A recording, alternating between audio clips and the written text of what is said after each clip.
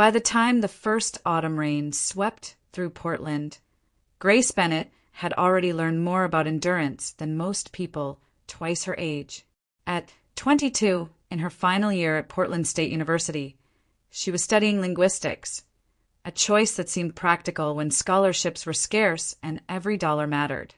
Her father had died of a heart attack when she was 10, leaving behind not just a grieving wife and daughter, but a mountain of quiet struggles. Her mother, once vibrant and full of laughter, had sunk into a long, stubborn depression, and with it came chronic health problems that often kept her homebound. Since high school, Grace had shouldered the weight of their little family. Her days followed a grueling rhythm, classes from morning to late afternoon, then straight to her evening shift at a small neighborhood bar just off Burnside Street. The few hours left at night were divided between coursework, cooking, and snatches of restless sleep. Weekends weren't rest days, they were opportunities to take on odd jobs, distributing flyers, cleaning houses, babysitting. Once, she had tried washing cars, but most places turned her away when they learned she was under 18. There had been years when even her classmates laughed or felt heavier than her backpack. They mocked the worn-out clothes she rotated through the week, the second-hand backpack she'd patched 3 times. At first, it had stung. Later, she realized their words couldn't pay the rent or keep the lights on. They didn't know what it was like to look into your mother's tired eyes and swear that somehow you'd make things better. Working at the bar had been the best compromise she could find. The pay wasn't great, but the tips helped keep food on the table, and the owner was kind enough to let her study in the back during slow nights. It wasn't glamorous, wiping tables sticky from beer spills and smiling at customers who barely looked at her, but it kept them afloat. That particular Thursday night had started like any other. By 6 p.m., Grace had tied her hair back into a neat ponytail and slipped into her black apron. The autumn air outside was damp and heavy, the smell of rain drifting through the cracked door as regulars trickled in. Most came in pairs or groups, their laughter bouncing off the walls. But at table 7, a man sat alone. Mid-30s, maybe early 40s. Expensive suit, wedding band, hair slightly disheveled, and eyes that looked like they hadn't rested in weeks. "Could I get another, please?" he asked quietly, lifting his glass. Grace forced a polite smile and nodded. "Of course. Right away." By the time she returned, it was his 3rd glass of brandy. He wasn't belligerent, not like the usual troublemakers who stumbled in after midnight. If anything, there was something unbearably sad about him, as if he were trying to drown a grief too heavy to name. The hours dragged on. By 9:45, the crowd had thinned, leaving only a few tables occupied. The man at table 7 was still there, swirling the last drops of brandy, eyes fixed on nothing. Then, as if something inside him snapped, he turned on a group of laughing college kids nearby, slurring accusations about their noise. Before Grace could intervene, Colia, the bouncer, appeared and escorted him out with practiced efficiency. She sighed, shaking her head. There were always people like him. Heartbreak wrapped in too much alcohol. But when her shift finally ended and she stepped outside, umbrella raised against the steady rain, she saw him again. Slumped on a bench near the curb, soaked through, his head bowed. Passers-by gave him wide berths, some glancing over with disdain, others ignoring him entirely. Grace hesitated. This wasn't her problem. He was a stranger, and she had an exam the next morning, a dinner to cook, a paper to finish. She could walk away, but she didn't. "Sir, are you okay?" she asked, stepping closer. No response. His eyes were half closed, his breathing slow and shallow. He wasn't unconscious, but close enough.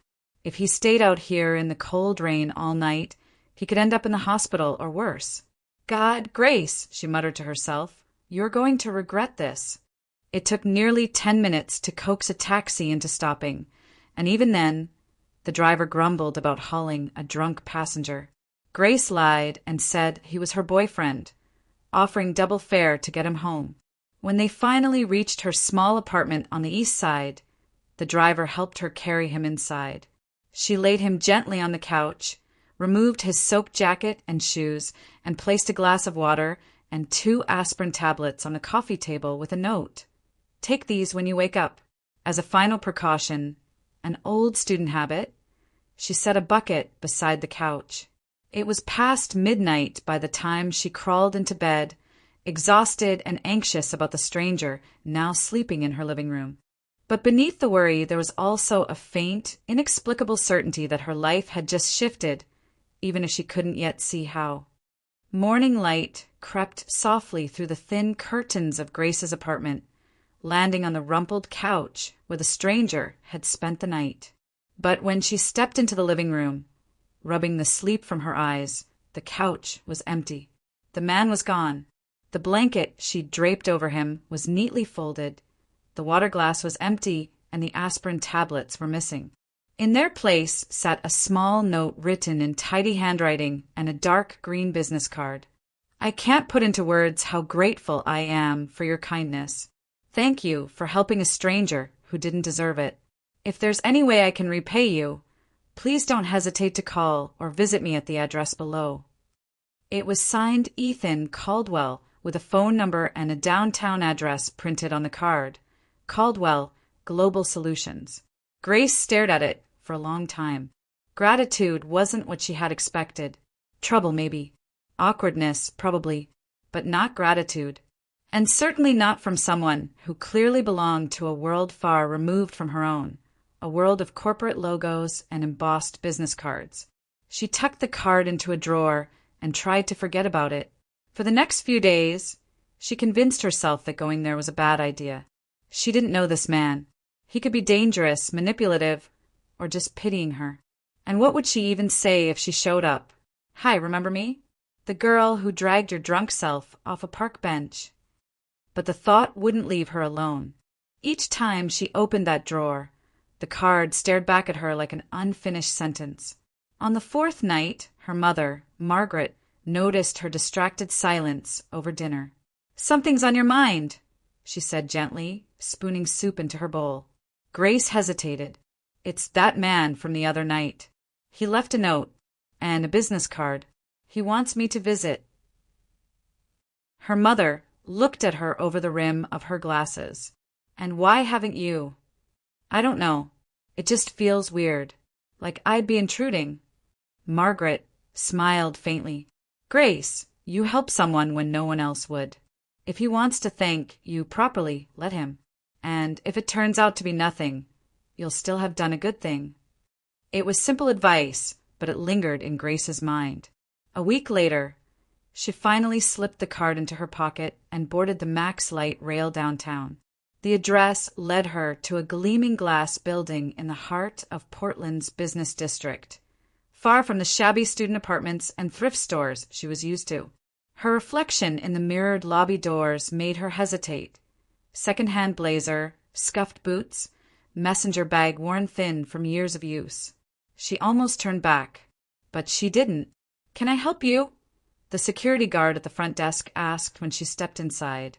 I have an appointment with Mr. Caldwell, she said, showing him the card. The guard made a quick call and then nodded. Top floor. He's expecting you. Her pulse raced as the elevator climbed higher and higher. When the doors opened, she found herself in a corridor lined with frosted glass doors and framed photographs of international cityscapes. A receptionist guided her to an office at the end of the hall. Come in, a voice called when she knocked. The man from the bar was standing by the window, hands in his pockets. He looked younger than she'd remembered, maybe in his mid-30s and far more composed. The sadness in his eyes was still there, but it was tempered by warmth. You came, he said, smiling as he crossed the room. I wasn't sure you would. I almost didn't, Grace admitted, cheeks warming. But my mom said I should. So here I am. I'm glad, Ethan said sincerely. And I owe you an apology. That night, I was out of control. It's not like me. Something happened, and I didn't handle it well. He didn't elaborate, and Grace didn't press. Whatever it was, it had cut deeply. It's fine, she said softly. I just didn't want you freezing out there. They spoke for a while about her studies, her part-time jobs, the way life had forced her to grow up faster than most. Ethan listened intently, and for reasons she couldn't explain, Grace felt strangely at ease. Then, almost without thinking, she asked, "Does your company ever need translators?" The question surprised even her. Ethan blinked, then let out a thoughtful hum.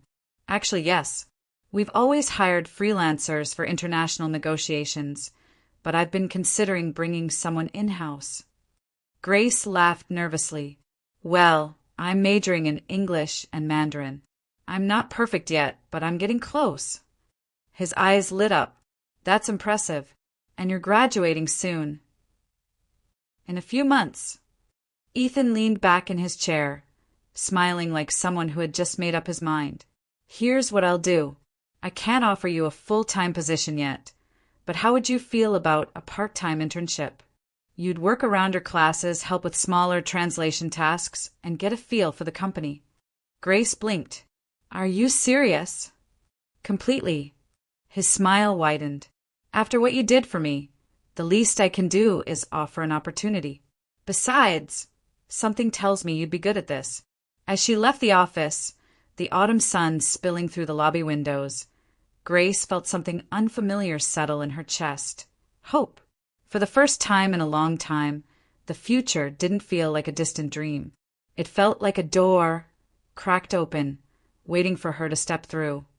3 days later, Grace stood once again in the lobby of Caldwell Global Solutions, her heart pounding hard enough to make her fingertips tremble. She had spent the past 72 hours rehearsing answers to potential interview questions, ironing her one good blazer twice, and convincing herself that even if this opportunity vanished, she would be fine. But deep down, she knew it wasn't just another interview. It was a chance, maybe the first real one she'd ever had, to step into a future that didn't revolve around exhaustion and survival. The receptionist greeted her warmly and offered a glass of water before leading her down a corridor lined with framed accolades and photos of international partners. Grace's shoes made soft clicks against the polished floor, each step bringing a new wave of nerves. When the door to the main office opened, she found herself face to face with Richard Caldwell, the company's founder and CEO, and, as Ethan had mentioned, his father. He was nothing like she had expected. Older, yes, with silver at his temples and the kind of posture that spoke of decades spent leading boardrooms. But there was nothing cold or distant about him. His gaze was sharp but not unkind. And when he gestured for her to sit, his tone carried quiet authority rather than intimidation. "Grace Bennett," he said, glancing at her resume. A single page that felt painfully bare compared to what he was probably used to seeing. "You're in your final year at Portland State?" "Yes, sir," Grace replied, folding her hands tightly in her lap. "I'll graduate this spring." "And your focus is English and Mandarin?" She nodded. "I started studying Mandarin 2 years ago. I'm not fluent yet, but I'm confident with business vocabulary and written translation. English, of course, is my native language." Richard tapped his pen thoughtfully. "Why linguistics?" Grace took a breath, steadying her voice. "Because words matter. They build bridges or burn them. I've always believed that language can change outcomes, in business and diplomacy in life, and I want to be part of that process." It was the truth, and it was more passionate than she'd meant to sound. But Richard didn't seem put off. If anything, the faintest trace of a smile tugged at the corners of his mouth. "Tell me about your work experience," he said next. Grace's chest tightened. "It's not conventional," she admitted. "I've worked part-time since high school. Mostly service jobs, waitressing, childcare, handing out flyers. Nothing directly related to translation. But I think those jobs taught me something just as important: patience, listening, handling people. And they taught me how to work hard." Richard set the resume down and leaned back, studying her with an intensity that made her want to squirm. "You've had to grow up quickly," he said at last. "That's clear." "Yes, sir." "Do you know what we do here?" Grace nodded, grateful for the question. Caldwell Global Solutions helps companies expand into foreign markets. You handle translation and cultural consulting for negotiations, draft contracts, and manage cross-border partnerships. Good, Richard said, clearly pleased. Then he surprised her with a small, almost conspiratorial smile. And why do you think you belong here? The question hung heavy in the air. Grace's throat tightened, but she forced herself to meet his eyes. Because I want this. I know my resume isn't impressive, and I don't have the right connections or background.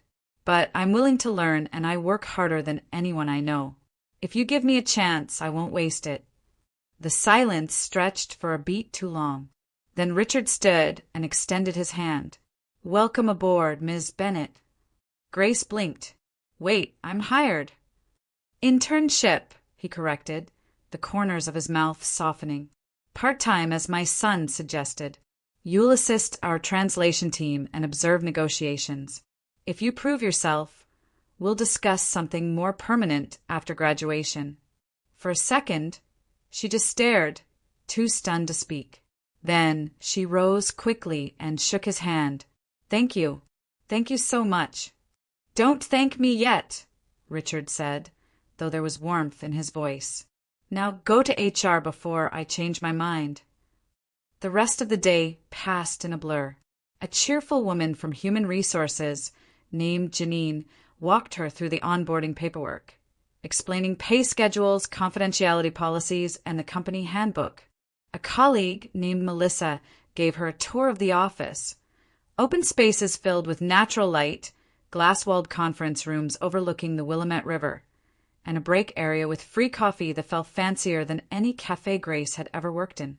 When they showed her the small office that would be hers, once a storage room, now freshly painted and waiting for her, Grace had to swallow hard to keep her voice steady. It wasn't much. A desk, a chair, a computer, and a window with a view of the street below. But to her, it felt like a palace. By the time she left that afternoon, she was holding a folder of signed documents and a new employee badge.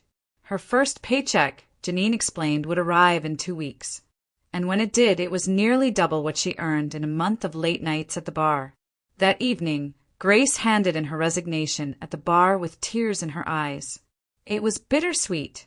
She'd spent 4 years there, surrounded by coworkers who had become like family. But as she walked out into the crisp autumn evening, the city lights flickering against the wet pavement, she felt a weight she hadn't realized she'd been carrying begin to lift. For the first time, her life wasn't about survival. It was about possibility. By the time a month had passed, Grace's life had reshaped itself into something she barely recognized. Gone were the endless double shifts and the frantic juggling of 3 different part-time jobs. Now, her days followed a new rhythm.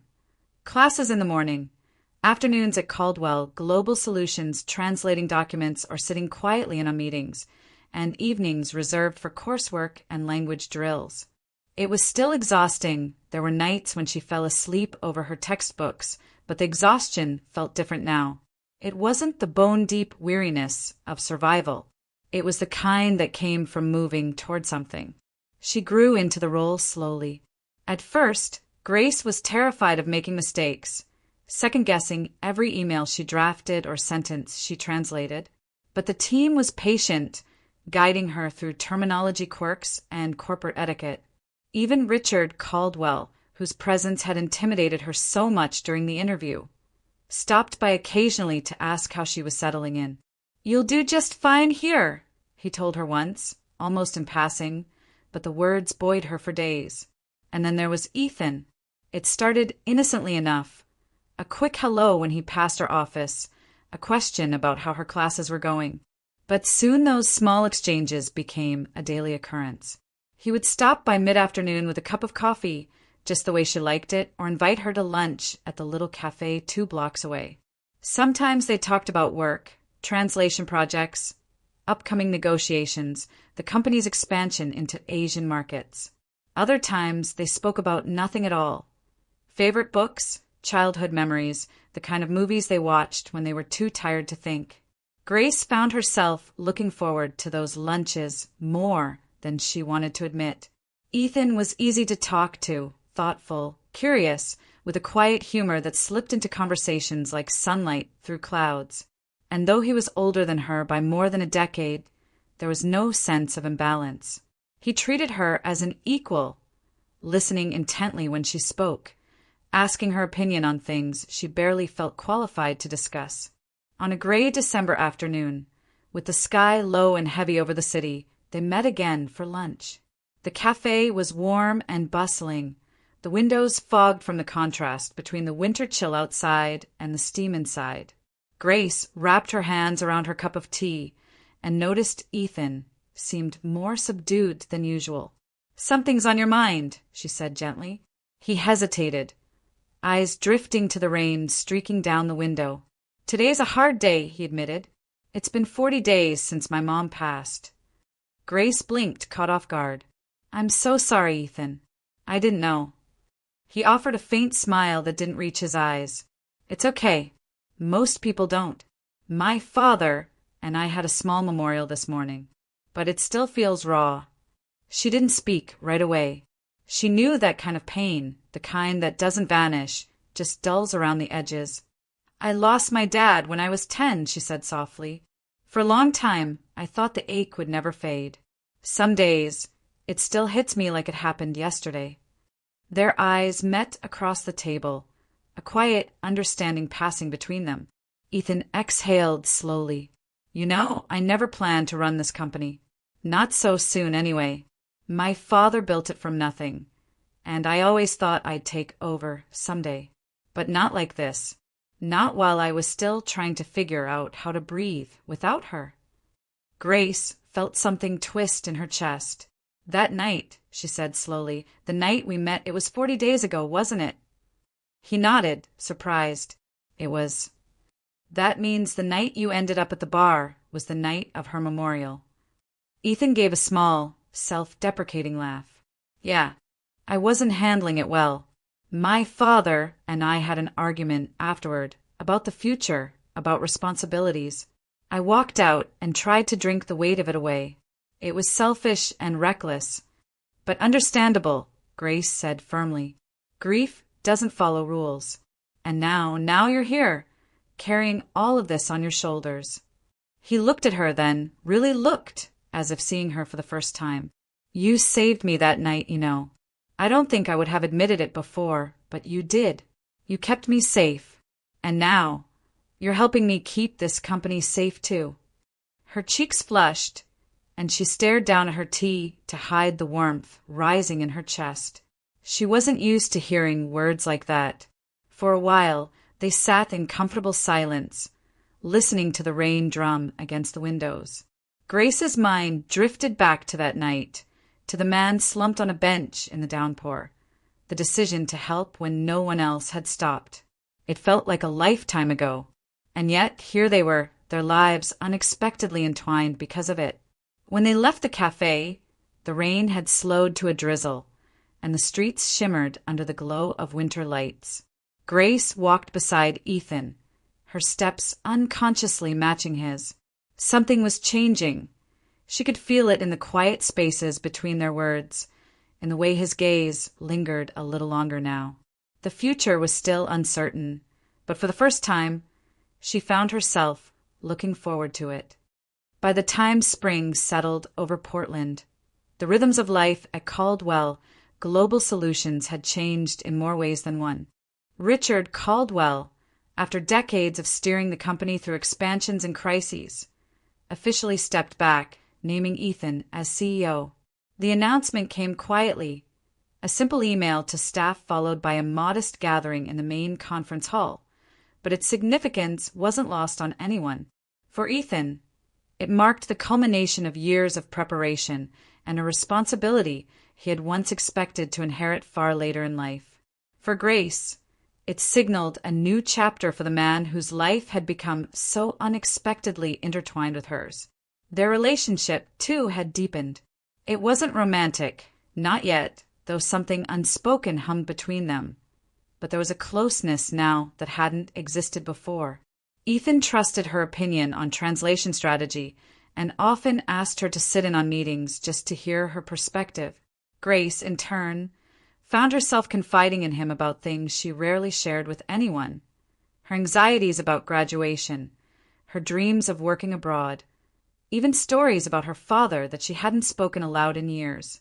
It was during one of their usual afternoon check-ins, Ethan leaning against the doorframe of her small office, coffee in hand, that he first mentioned the meeting that would change everything.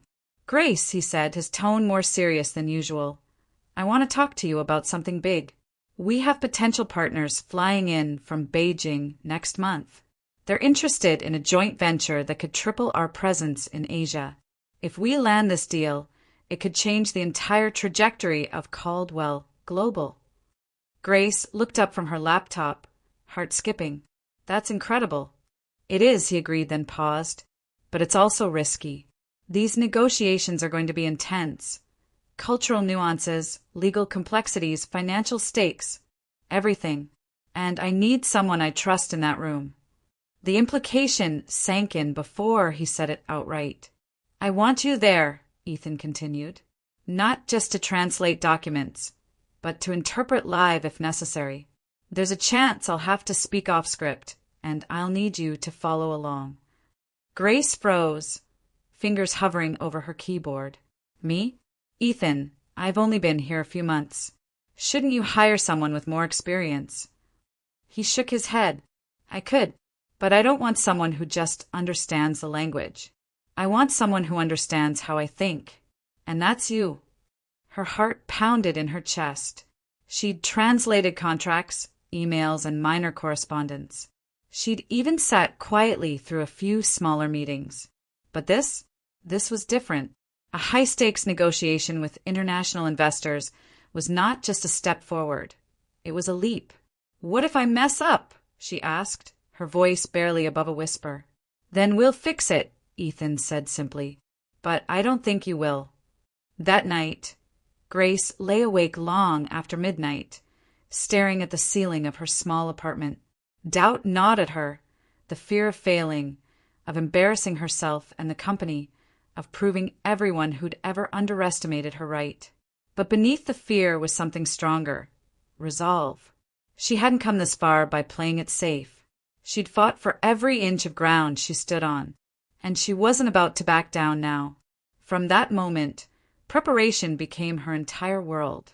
She pored over every detail she could find about the prospective partners, their company history, previous contracts, cultural etiquette, even the individual biographies of the delegation members. She reviewed her Mandarin notes every night until words swam in her vision, practiced real-time translation exercises with recordings of business speeches, and shadowed senior interpreters during internal meetings to absorb their techniques. Ethan, noticing her dedication, occasionally checked in with small pieces of advice.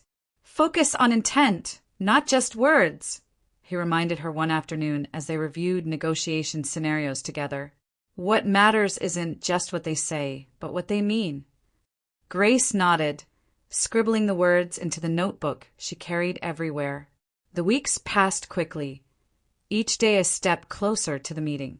The office buzzed with anticipation, and even Richard, now semi-retired but still present as a board member, stopped by to offer encouragement. "You remind me of Ethan when he was starting out," he told Grace with a kind smile. "Nervous, but determined. That's a good combination." As the date approached, Grace's nerves sharpened into something like electricity, an anxious, restless energy that hummed beneath her skin. She practiced until she could switch between English and Mandarin without thinking, until her translations flowed as naturally as conversation. Still, on the eve of the meeting, her hands trembled slightly as she reviewed the final draft of the presentation materials. "This is the biggest thing I've ever done," she confessed quietly to herself. And it was bigger than any exam, any job interview, any decision she had made before. But it was also an opportunity, a chance to prove that she belonged here, not as a charity case or a temporary intern, but as someone capable of shaping the company's future. When Ethan stopped by her office the night before the meeting, he found her still at her desk, surrounded by papers and language notes. "You're ready," he said simply. Grace exhaled, setting down her pen. I hope so. I know so, Ethan replied. And tomorrow you'll prove it to them and to yourself. The words stayed with her long after he left, echoing in her mind as she turned off the lights and stepped into the cool spring night. Tomorrow everything would change, and for the first time, she felt ready to meet that change head-on. The morning of the negotiation dawned bright and clear, but Grace barely noticed the weather. Her stomach churned with nerves as she buttoned her blazer and checked her notes one last time. Every Mandarin term, every cultural nuance, every draft translation. She had reviewed them 100 times, and yet nothing could fully prepare her for what lay ahead. By 9 a.m., the top-floor conference room of Caldwell Global Solutions was a scene of deliberate precision. Polished wood gleamed under soft lighting, bottles of water lined the long table, and presentation screens glowed with the Caldwell logo. Ethan stood near the window, his usual calm replaced by focused intensity. When Grace entered, he gave her a reassuring nod. Not a smile, exactly, but a silent reminder that he believed in her. The delegation from Beijing arrived shortly after. 2 men, both impeccably dressed, both polite and formal. One appeared to be in his 50s, with sharp eyes and an air of quiet authority. The other, younger by at least a decade, carried himself with confidence that bordered on arrogance. They introduced themselves as Mr. Liu and Mr. Chin, representatives of a large investment firm interested in partnering with Caldwell Global. The meeting began smoothly. Ethan opened with a presentation outlining the company's growth strategy and the potential benefits of the proposed joint venture. Grace translated seamlessly when needed, her voice steady despite the adrenaline coursing through her veins. Mr. Liu and Mr. Chin nodded along, occasionally asking clarifying questions. They seemed impressed, even enthusiastic, and the mood in the room remained positive as they moved through the agenda. By late morning, most of the major points had been discussed and agreed upon in principle. It was the kind of meeting executives dream of. No heated arguments, no cultural misunderstandings, no glaring disagreements. As they broke for a short coffee break before reviewing the final contract draft, Ethan caught Grace's eye and gave her a look that said, "We're doing it." Grace allowed herself a small breath of relief. Maybe she was overthinking everything. Maybe this would just be a straightforward success. But fate had other plans. Standing a few steps from the refreshment table, Grace was pouring herself tea when she heard voices behind her, Mr. Liu and Mr. Chin, speaking quickly in Mandarin. At first, she wasn't paying attention. Old habit. Then the words sank in. Lucky the old man didn't scrutinize the clause. Once the deal's signed, the assets transfer automatically. Exactly. By the time they realize what's happened, the money will be gone. Caldwell Global will be finished. And the lawyer? He's on board. Of course. He wants his share. He'd sell his own mother for the right price. Grace froze, her heartbeat thundering in her ears. For a moment, she wondered if she had misheard. Maybe her Mandarin wasn't as strong as she thought. Maybe they were talking about something else. But no, the words were unmistakable. These men weren't partners. They were predators, and their plan was already in motion. Her first instinct was panic. She glanced toward Ethan, laughing politely with Richard by the windows, completely unaware that the future of his company, the company he had just inherited, was hanging by a thread. Should she tell him privately? Would he even believe her? What if she was wrong? But there wasn't time to think. The legal team would return any minute with the finalized documents, and once Ethan signed them, Caldwell Global could be stripped bare. Grace's hands were trembling as she made her decision. When everyone returned to the conference room, she didn't go back to her corner seat. Instead, she walked to the center of the room and stopped. Every eye turned toward her. Ethan frowned, confused. "Grace," he asked quietly. She ignored him.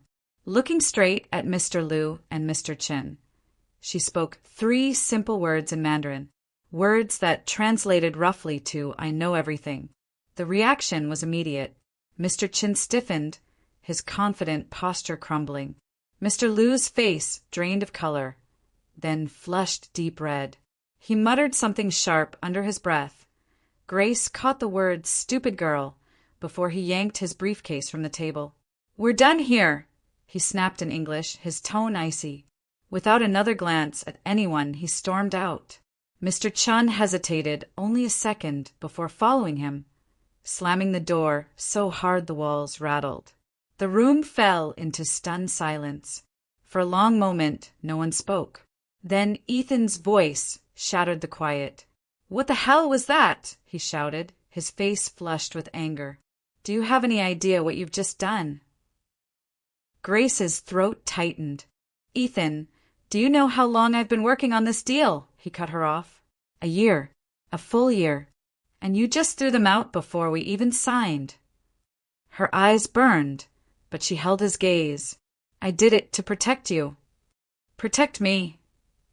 Ethan barked a bitter laugh. "From what?" "From success. From being robbed." Grace's voice rose to match his. "I heard them. They were talking in Mandarin during the break. They're planning to drain the company after the deal goes through. And your lawyer, the one you trust, they said he's already on their payroll." Ethan stared at her, stunned into silence. For a long, unbearable moment, neither of them moved. Then, without a word, he turned on his heel, grabbed the thick folder of draft contracts, and began reading. The room was so silent Grace could hear the soft rustle of paper as he flipped through page after page. With each passing minute, the anger on his face shifted from disbelief to confusion, then to something far more unsettling, dawning horror. And then, softly, Ethan whispered, "Oh my God!" The room remained utterly still as Ethan rifled through the contract. His hands trembling slightly with each page, he turned. Grace stood frozen near the center of the conference table, her pulse pounding in her ears. The adrenaline that had carried her through the confrontation was fading fast, leaving only fear. Fear that she had overstepped, that she had just destroyed the biggest deal of Ethan's career. Finally, he stopped on a section and read it again, his brow furrowing deeper with every line. Then he flipped backward, checked another clause, and his face went pale. "Oh my God," he whispered again, louder this time. "They changed it." Grace took a hesitant step forward. "What do you mean?" He turned the contract toward her, jabbing his finger at a paragraph buried in the dense legal language. This clause wasn't in the last draft. It states that once the joint venture is formed, a portion of our liquid assets, nearly 60%, would be transferred into a shared account under their control. It's disguised as a capital contribution adjustment. If I'd signed this, they could have drained the company overnight.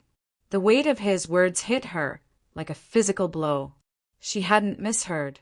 She hadn't overreacted. They really had been planning to destroy everything. "I told you," Grace said, her voice trembling. "I heard them. They even mentioned a lawyer working with them. Someone inside." Ethan's jaw clenched. "That explains why some of the legal language felt off. But I brushed it aside because I trusted our team." He slammed the folder shut, running a hand through his hair as he paced the length of the room. "I would have signed this today. I would have handed them the company my father spent his life building." Tears stung Grace's eyes. "I'm sorry I didn't tell you sooner. I didn't know how much time we had. And if I'd pulled you aside, they might have signed something, or Grace." Ethan's voice cut through her spiraling thoughts. She stopped. He was standing still now, just a few feet away, his expression no longer angry, just stunned, humbled. "You didn't ruin anything," he said softly. "You saved me." Her breath caught. You saved me," he repeated, his voice breaking. "That night in the rain.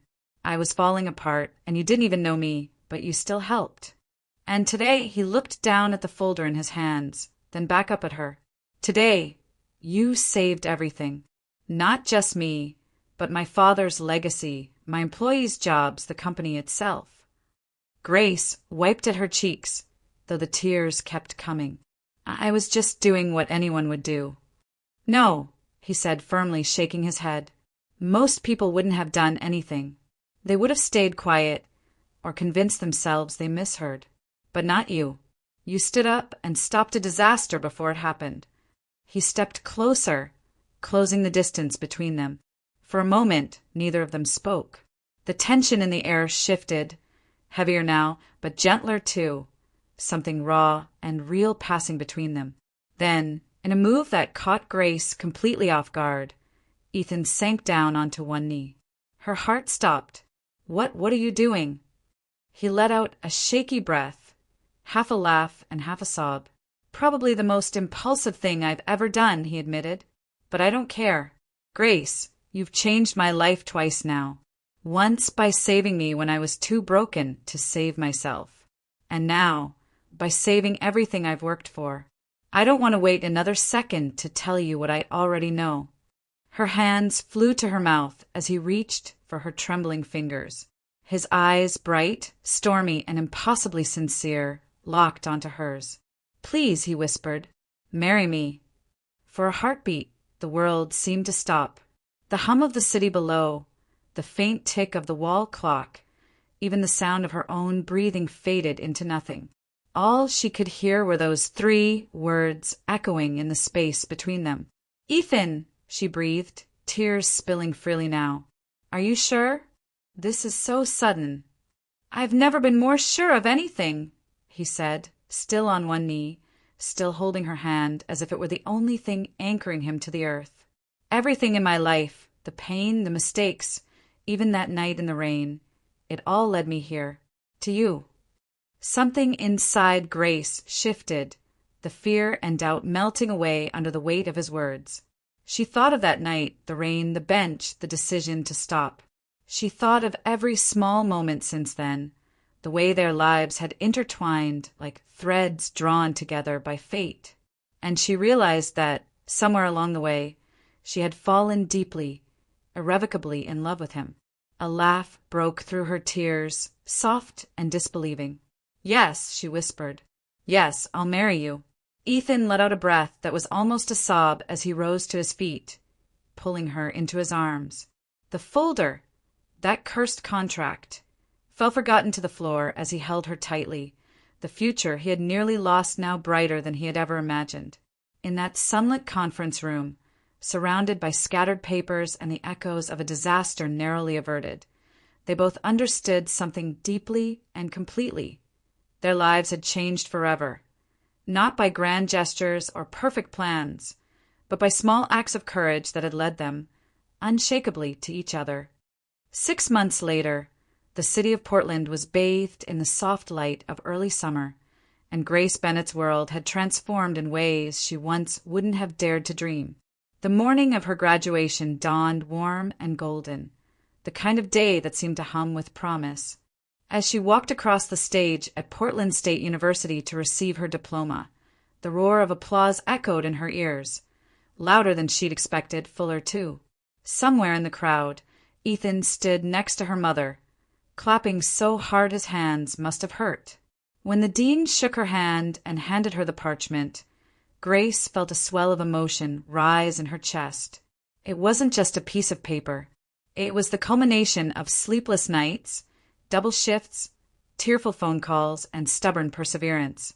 It was proof that she had made it, that every sacrifice, every ounce of exhaustion had been worth it. A week later, in that same conference room where her life had changed forever, Grace signed a new contract, this time not as an intern, but as a full-time interpreter and cultural consultant for Caldwell Global Solutions. Richard Caldwell, now officially the chairman of the board, shook her hand warmly. You've earned this, he said, smiling, and something tells me this is only the beginning. She smiled back. Thank you, Mr. Caldwell, for everything. Richard, he corrected gently, you're family now. The word made her cheeks flush. Family. It was still new on her tongue, but it felt right. Outside of work, life was just as full. She and Ethan were deep into wedding plans, an intimate ceremony scheduled for the fall, in a small vineyard just outside the city. They had chosen it for its simplicity. No extravagant guest list, no elaborate spectacle, just the people who mattered most. Every evening, after long days at the office, they would sit at their kitchen table with takeout containers and stacks of bridal magazines, laughing over flower arrangements and debating whether to serve pie instead of cake. The engagement had brought their families closer, too. Margaret, who had spent years locked in a quiet battle with her grief and health, had found a surprising source of joy in her conversations with Richard. They had bonded over shared stories of loss and parenthood, often lingering in the Caldwell family garden for hours, talking about everything from books to gardening to the strange ways life brought people together. "I never thought I'd see her smile like that again," Grace admitted one afternoon as she and Ethan strolled along the Willamette River, hand in hand. Ethan squeezed her fingers gently. "She raised someone extraordinary. I think she's finally realizing that she has every reason to be proud." Grace leaned her head against his shoulder. "We've both come a long way." They had. Sometimes, in quiet moments, Grace would catch herself looking back at the path that had brought her here. The exhausted student racing between classes and bar shifts. The stranger on a rainy night who had needed help. The terrifying moment in a boardroom when she had spoken 3 words that could have cost her everything, or saved it. Each of those moments, insignificant on their own, had woven together into the tapestry of the life she now lived. And she thought often of that night in the rain. It had been an ordinary decision, one born not of strategy or ambition, but of simple kindness. She had seen someone in need and chosen to help. That single choice had set into motion a chain of events that changed not only her life, but Ethan's too. It was humbling and miraculous all at once. The evening before their wedding invitations were sent out, Grace sat on the small balcony of their apartment, watching the sunset wash the city in gold and rose. Ethan joined her, 2 mugs of tea in hand, and pressed a kiss to the top of her head before settling into the chair beside her. "Do you ever think about how unlikely this was?" he asked quietly. "All the time," she admitted. "I think about how I almost didn't stop that night, how I almost walked away." He smiled. "I think about how lucky I was that you didn't." They sat in silence after that, content just to breathe the same air, the weight of their shared past and future settling gently between them. When autumn finally came and Grace walked down the aisle toward Ethan, her heart was calm. She wasn't the frightened girl who had once scraped together tips to pay the rent. She wasn't the student terrified of failing. She wasn't even just the woman who had saved a company. She was all of those things and more, stronger, wiser, deeply loved. And as she stood beside Ethan, surrounded by the people who had shaped her journey, Grace understood something profound. She was no longer merely surviving. She was building a career, a family, a future. It had all begun with a single moment of compassion on a rainy night. And now, as she stepped into the next chapter of her life, she carried with her the unshakable truth that she was not at the mercy of fate. She was the author of it,